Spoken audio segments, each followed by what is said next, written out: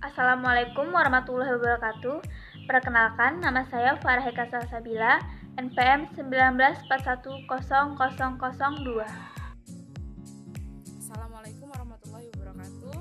Perkenalkan, nama saya Friska Novira Maya Dewi, NPM 19410001. Perkenalkan, nama saya Arila Lintang Nugroho, NPM 19410004.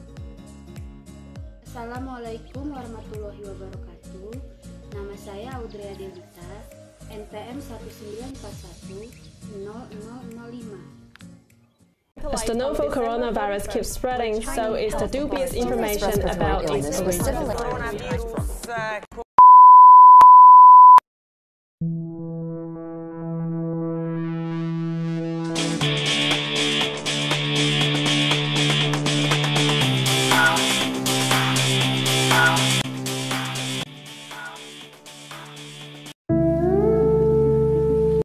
Assalamualaikum warahmatullahi wabarakatuh semuanya.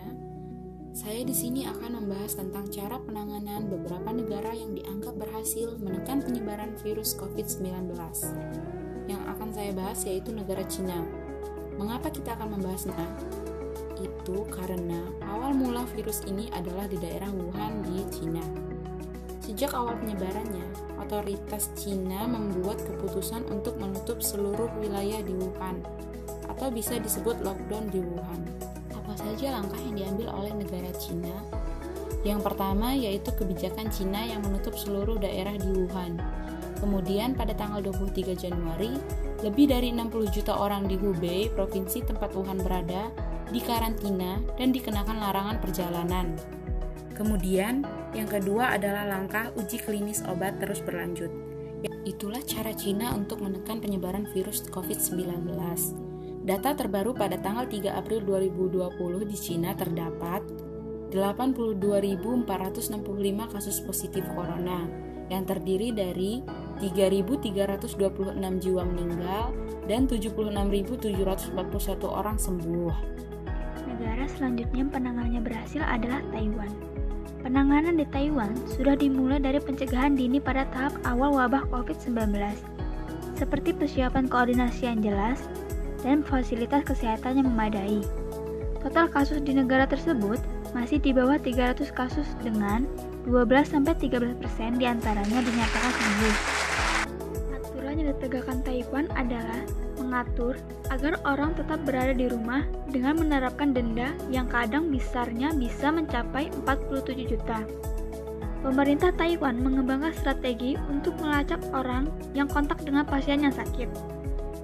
Siasat ini dilakukan mulai dari melakukan wawancara hingga melihat kamera keamanan dan catatan perjalanan, serta pengujian kepada mereka yang mungkin terpapar.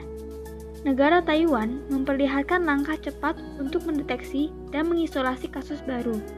Di pertengahan Januari, Taiwan telah memulai memeriksa semua penumpang dari Wuhan. Pemerintah Taiwan mempromosikan cuci tangan lewat internet sembari memperkuat mekanisme pembersihan jalan dan tempat umum.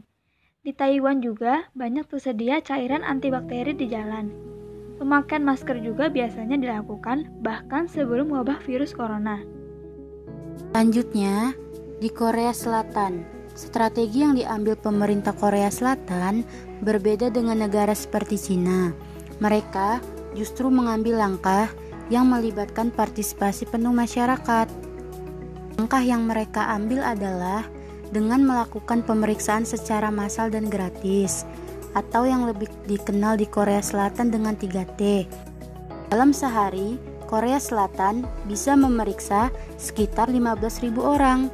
Kedua, pemerintah Korea Selatan selalu memberi informasi yang terbuka kepada publik. Ketiga, Korea Selatan juga melakukan social distancing. Social distancing yang mereka lakukan adalah 1.